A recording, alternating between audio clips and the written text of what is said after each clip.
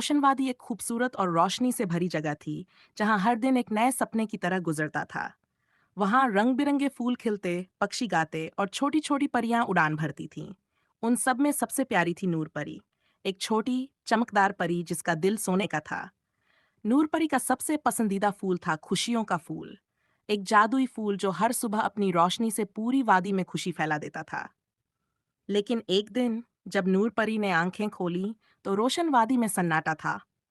फूल मुरझा चुके थे, पक्षी चुप थे, और खुशियों का फूल, वह भी मुरझा चुका था। यह कैसे हो सकता है? नूर परी ने हैरानी से कहा।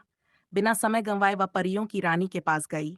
रानी ने कहा, खुशियों का फूल सिर्फ तब खिलता है जब लोगों के दिलों में खुशी और उम्मीद होती है।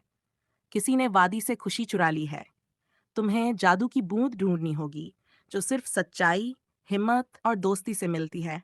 नूर परी ने अपने छोटे से बैग में थोड़ा सा केसर, एक चमकदार पत्ता और अपनी दोस्ती का लॉकेट रखा और सफर शुरू किया। सबसे पहले वह गई भालू बाबा के पास, एक बड़ा बोलने वाला भालू जो जंगल का जादू जानता था।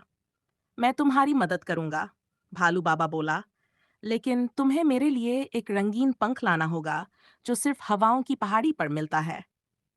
नूर परी अपनी उड़ान की रफ्तार से पहाड़ी की ओर गई, जहां हवा इतनी तेज थी कि उड़ना मुश्किल था। लेकिन उसने अपने बैग का चमकदार पत्ता हवा में उड़ा दिया। पत्ता पंख बन गया। भालू बाबा खुश हुआ और उसने उसे एक जादुई माला दे दी। अगली मंजिल थी नीला समुंदर, जहां एक राजकुमार रहता था जो समुंदर से दोस्ती करता था। लेकिन उसका दिल उदास था, क्योंकि उसकी आवाज एक बुरा जिन्न चुरा ले गया था। अगर तुम मेरी आवाज वापस ला दो, तो मैं तुम्हें जादू की बूंद दे सकता हूँ, राजकुमार ने कहा। नूर परी जिन्न के महल की ओर गई। वहां अंधेरा था, लेकिन उसके दोस्ती वाले लॉकेट से रोशनी निकली, जिन की आंखों में चमक आ गई। तुम्हारी रोशनी ने मेरे अंधेरे को मिटा दिया, जिन्न बोला। मैं अब किसी की खुशी नहीं चुराऊंगा। उसने राजकुमार की आवाज वापस कर दी, और राजकुमार ने नूरपरी को जादू की बूंद दे दी। नूरपरी रोशनवादी लौटी। उसने जादू की बूंद खुशियों के फूल पर टपकाई, और फूल चमक उठा।